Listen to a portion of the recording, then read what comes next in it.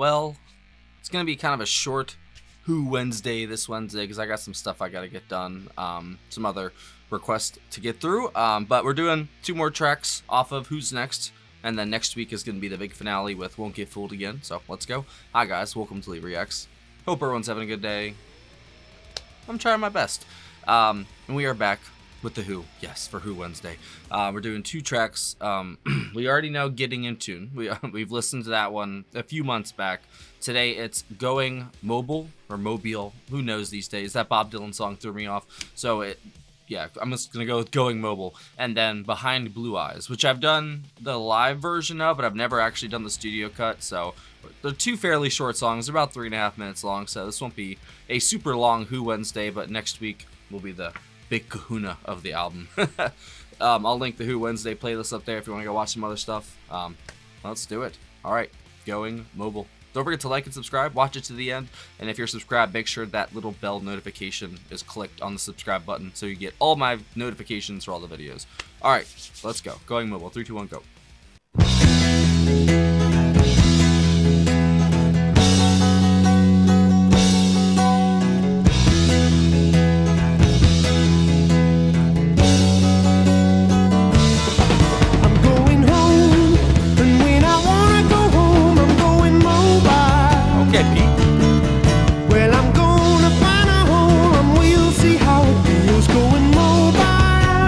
Mobile. Keep me moving. Oh. All right, Ox.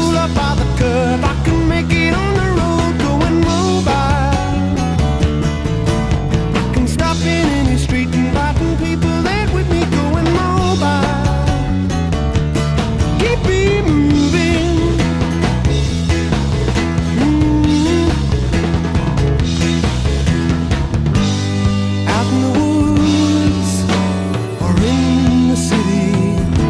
It's all the same to me.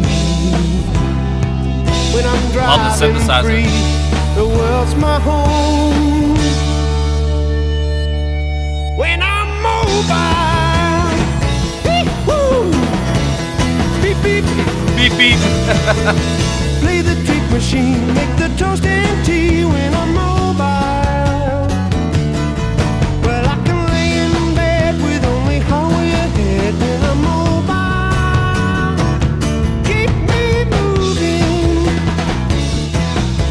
This is awesome. Keep me moving. Over 50. Oh, key. God damn. Just a hippie gypsy. Come on, move now. Moving. Keep me moving, yeah.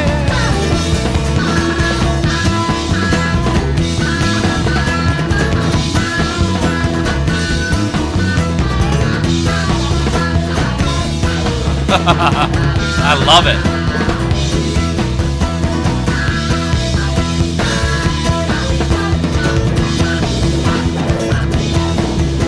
Whoa. What the frick is that? Who cares?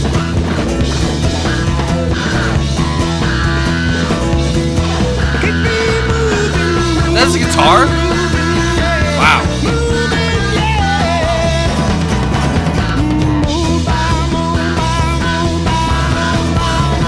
Oh my god. Wow. I didn't see this one coming, I'm not gonna lie. I'm an air-conditioned gypsy.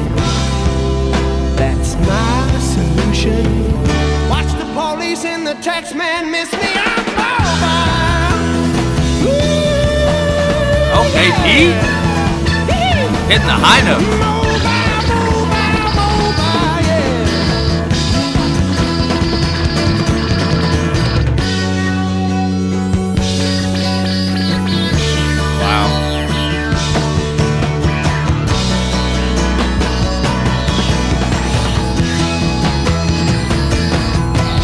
Shame Lifehouse didn't get made, but what an album we got out of it instead. I mean, good God.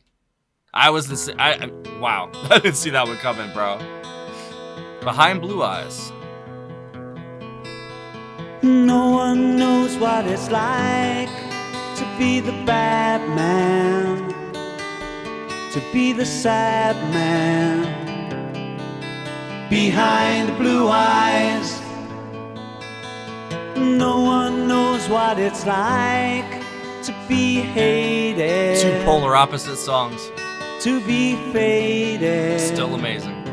to telling only lies. But my dreams, they aren't as empty as my conscience seems to be. I have hours only lonely. My love is vengeance that's never free. My love is vengeance. Is that what you just said? Wow. That's pretty good. No one knows what it's like to feel these feelings like I do. And I blame you. No one bites back as hard on their anger. None of my pain and woe can show through. But my dreams, they aren't as empty as my conscience seems to be. Oh, I love that harmony so much. I have hours only lonely. My love is vengeance that's never free. Wow, what a line.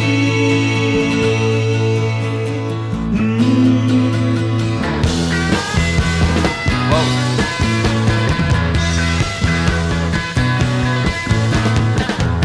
When my fist clenches, crack it open before I use it and lose my cool. When I smile, tell me some bad news before I laugh and act like a fool. And if I swallow anything evil, put your finger down my throat. And if I shiver, please give me a blanket. Keep me warm, let me wear your coat. Oh, I love that guitar, bro.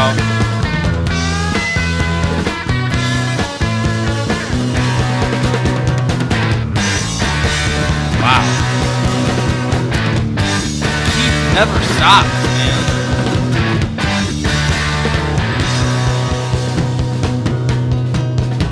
No one knows what it's There he- like. When he's going, he doesn't stop. To be the sad It's like one man fluid motion. It's crazy, bro. behind blue eyes. Oh, is that it? Oh, no, that's not fair, bro.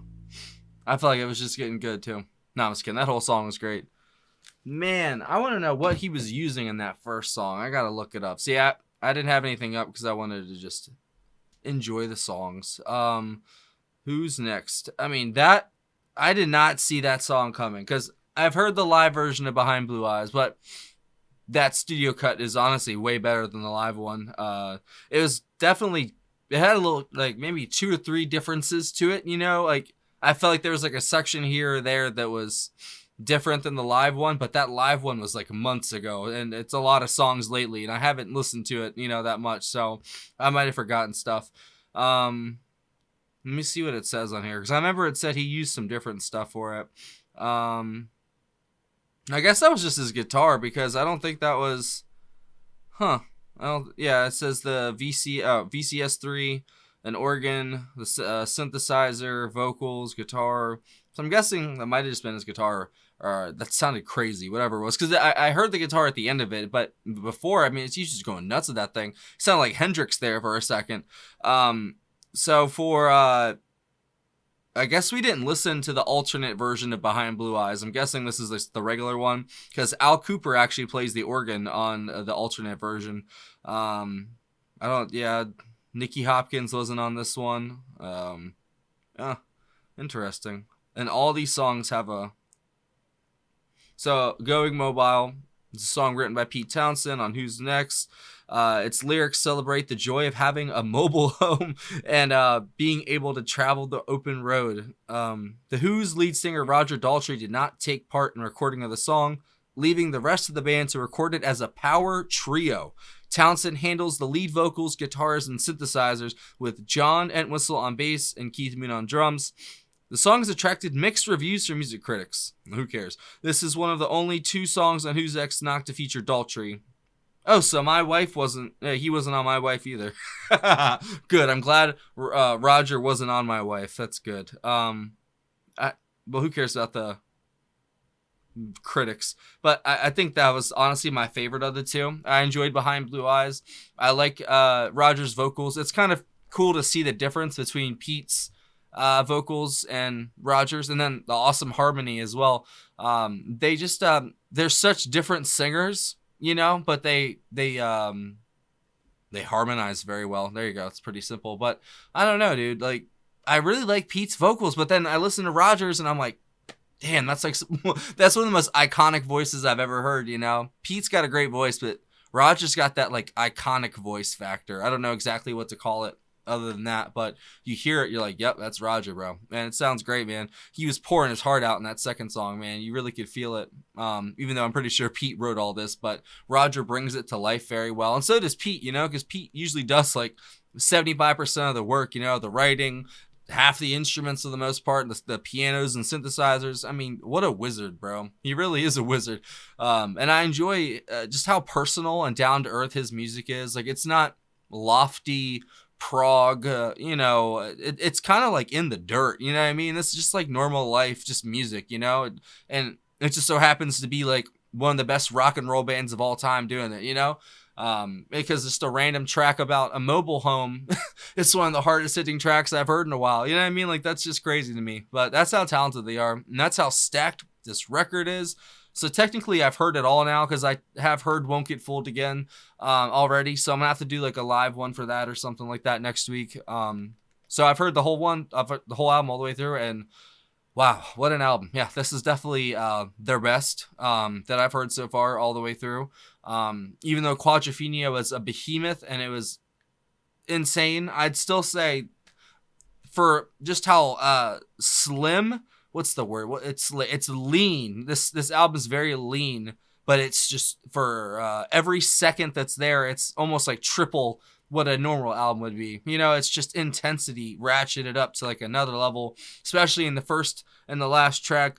It just brings it all home. The bookends are just themselves. If that was a single, that'd be like the best-selling single of all time, an A-side and an A-side basically.